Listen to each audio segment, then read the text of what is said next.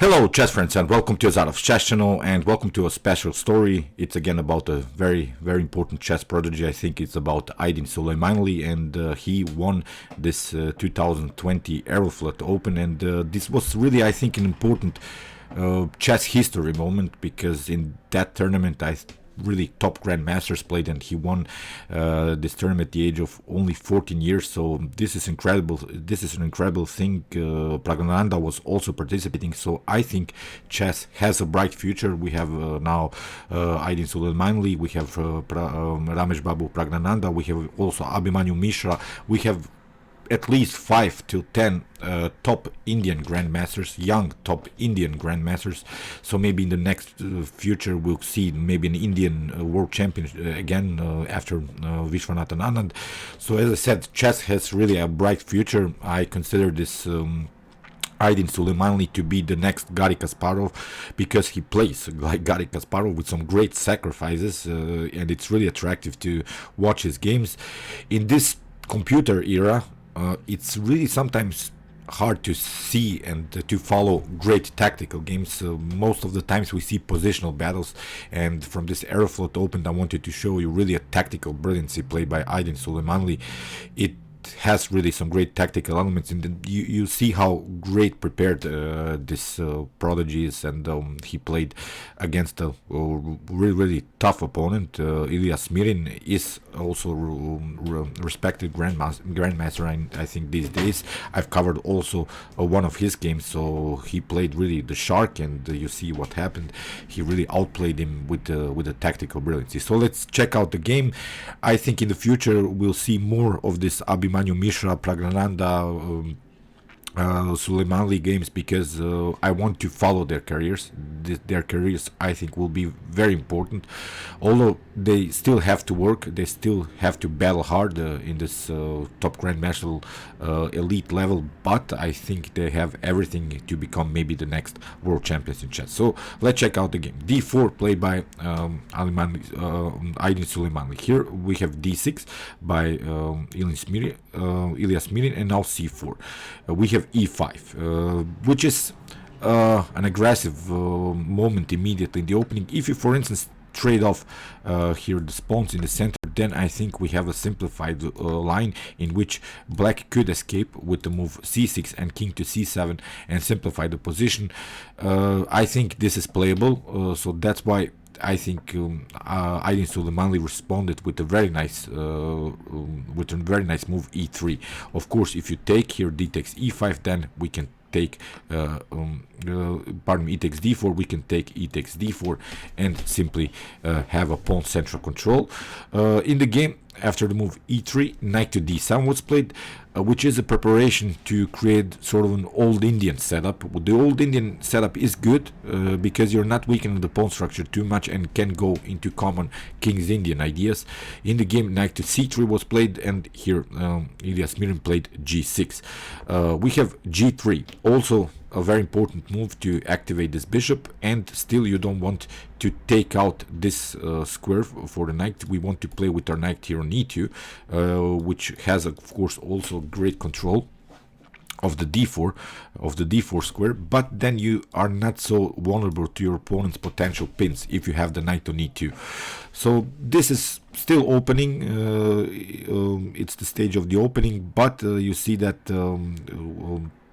Aydin Suleymanli plays a very flexible line, which I like, which allows him to create more and more attacking ideas. In the game, bishop to G7 played, and now bishop to G2. We have knight to E7, and now knight to E2.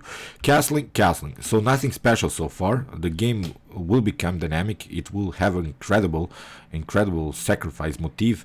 Here I think Aydin Suleymanli played like Garry Kasparov, and the cool thing about Aydin Suleymanli is that he's born in Baku. He's born in the same city like Garry Kasparov. He's from Azerbaijan, and he has everything to become the next world champion. I wish him all of the best, but I wish also Pragnananda the best. I wish also Abhimanyu Mishra. I wish every kid that is talented, the best, as I said, will have a bright future. Will have something to watch when we watch the next 10 years maybe in chess. So f5 played by Ilia Smirin, which is also common idea to create this King's Indian attack. Now here we have a very nice flexible pawn structure. We are creating some attacks. The main tactical idea from black's perspective is to push the pawn on f4 to crack the position somehow. And here I think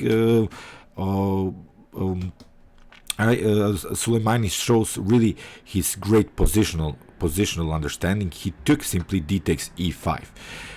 It seems like a natural move, nothing special, but this after d takes e5 from black's perspective, here it's not such a firm pawn structure anymore. The pawns are a little bit too loose, and you have also some light square problems in front of your king. So although black can always try this move f4, but pushing pawns is also dangerous sometimes, and here Aydin Suleymanli will punish all of the spaces that Ilia Smirin will leave for him. In the game e4, very important move to crack the position, and there is this line: if you for instance try f4, maybe sacrificing the pawn just in order to make some weaknesses in front of white's king, I think we can simply take, because this is, I think, a good line for white. G takes f4, e takes f4, and now knight takes f4. The problem is, you see, you have to react. You have to play something like knight to e5. You cannot take out this knight. It would be a good move if this wouldn't be the threat, this knight to e6 move, but so far it's not possible. Here I think after b takes c3, white would have a weakened pawn structure, but so far it's not possible, because the tactical threat is this move knight to e6, and here after queen to e8 we have also the possibility to create another fork. Then after that simply take out the bishop, and this would be game over. So that's why after the move e4, Ilia Smirin didn't react. He played the move c6, a very important move, taking away this very important square, centralized square, the square d5. And from black's perspective, there is one advantage that black has that white doesn't have. For instance, in some occasions we could try to remaneuver the knight, maybe knight to f8, knight to e6, and then knight to d4, because white has two advanced pawns, and that's the problem about this kind of pawn structures. You have also left some spaces behind. You cannot attack this d4 pawn or d4 square with any pawn anymore, because you have advanced pawns. On the other hand, you see here Ilia Smirin has still this pawn on c6, which restricts a potential knight to d5 outpost. So in the game, bishop to e3 was played, queen to c7 by Ilia Smirin, and this was a preparation to finally try this move f4. And in the game here again, Aydin Suleymanli showed his great positional understanding. He played a calm move, queen to d2, preventing first of all this idea to play the move f4, and we have here knight to b6 attacking the c4 pawn. And it seems now that really Ilia Smirin has a winning position, because you have to play something like b3, and then this f4 move is really dangerous, because it opens here the diagonal for the dark square bishop. But that's my point, why I think that this is the next Garry Kasparov, because here in this particular moment, here Aydin Suleymanli didn't chicken out. He played very aggressively and simply continued to push here b3, protecting everything, inviting Ilia Smirin. Let's go. Let's see what you got. Play the f4 move, and f4 happened in the game, and now we have really a tactical battle. So here g takes f4, we have e takes f4, and we have knight takes f4. But now bishop to c3. That was Ilia Smirin's main tactical idea. After queen takes c3, it seems now that after rook takes f4, basically the game is over, because if you take here queen takes f4, and the problem is that here black has always the possibility to create some dangerous attacks with the knights. Maybe here something like, I don't know, knight to d7, knight to e5, knight to g4. That would be a bad line for Aydin Suleymanli. That's why he didn't react here. After the move rook takes f4, he basically sacrificed the piece and continued simply with the piece down, and he played the move rook to d1. Great attack. Still this rook is hanging. We can always take the rook, but we don't want to lose tempos. That's the main idea here of white. In the game, Ilia Smirin tried bishop to e6, finally including all of the pieces in the defense, in the attack, here trying maybe even to compete on the d file. As I said, bishop takes f4 immediately is not so good, because then black continues with two minor pieces for the rook, which would be deadly, I think, with this dark square problems in front of the king. The h2 pawn is also weak. And in the game, c5. After the move, after this tactical battle here, Aydin Suleymanli plays all of the best moves that the engine is suggesting. So the evaluation here is better for white, believe me or not, even with the piece down.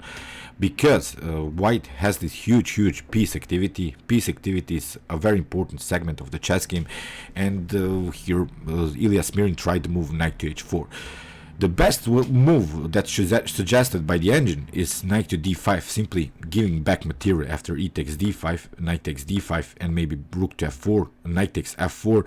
This would be maybe playable for black, because you're attacking this bishop. Maybe after that bishop to d5 would be sort of an idea, but again the evaluation is winning for white. So as I said, this sacrifice was a correct one by Aydin Suleymanli after the move rook to h4.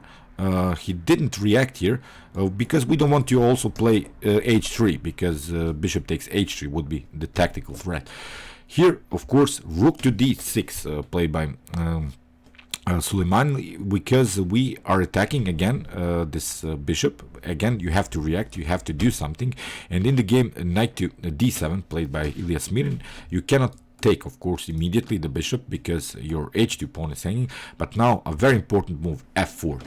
And again, this was the correct move. It was this stockfish engine move, f4, closing this diagonal after bishop to h3. Here, queen to c4, first the check, king to f8, and now bishop takes h3. Rook takes h3, queen to e6, attacking the rook, but also leaving the bishop hanging. But it's not about the bishop. Here, Ilia Smirin simply took, but now we have rook takes d7. And basically in this position, it's game over for black. You lose the knight. The activity on the 7th rank is too much to handle. In the game, Ilia Smirin tried to sacrifice the queen. Queen takes d7. Queen takes d7 was of course played, and now rook to e4. But now queen to d3, attacking the rook. We have again rook to e6, and now again a perpetual move, queen to d7. And here I think Ilia Smirin hoped for a draw, but Aydin Suleymanli found a very nice move, f5, that opens the position. Here in the game, g takes f5 was played, rook takes f5. You cannot take, of course, with the knight, because you get first the check, and in the next move you lose the rook. So that's why here king to g7, and now rook to g5, very nice move. And now after king to f6, we have rook to g3, fixing the rook. We want to play much more actively with our queen.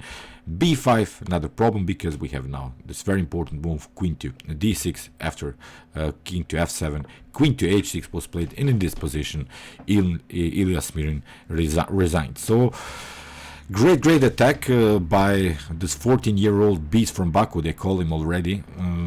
Here I think great tactical sequence after this move rook to f4, not to react, not to take the rook, simply activating the piece. Here rook to d1, continuing the game with a huge piece activity, but also with a piece down. You have to calculate this very correctly. So I think we have really a tactical beast now, a new Garry Kasparov, and I'm looking forward to watch his career. As I said, we will have a bright future in the chess. We have many talented prodigies, and chess is the best, of course, guys. Okay, meanwhile you can watch my other commented chess games. There are also some Pragnananda games on the Abhimanyu Mishra games, and you can also watch my best chess games of all time if you want to see the best chess games that have been ever played in chess history. And you can also subscribe to my channel if you like this content. Thanks you for watching, guys, and chess is the best, of course.